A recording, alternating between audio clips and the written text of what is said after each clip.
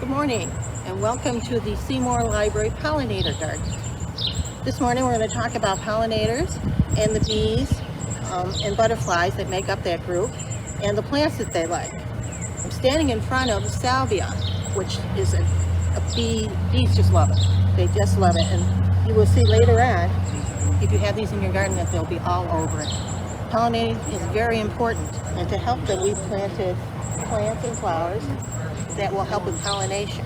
These are things that are beloved of bees and butterflies and other pollinators. And so we also decided to establish a mason bee pollinator kit over here. This is our mason bee kit. It came from rentmasonbees.com. It comes almost fully assembled. You just have to put the little white tube in there. It contains the bees. Take the tab off, out they come. They were ready. Did that about a week and a half ago.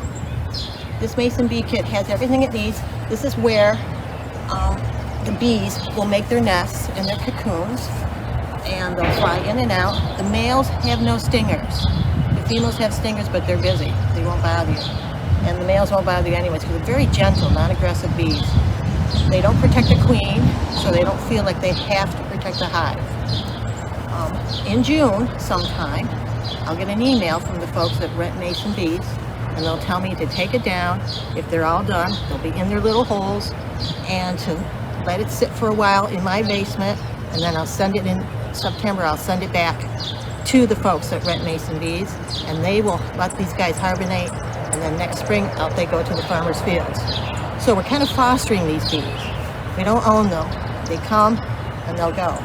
Pollination is very important. 1/3 of the fruits and vegetables that we eat every day are pollinated by bees.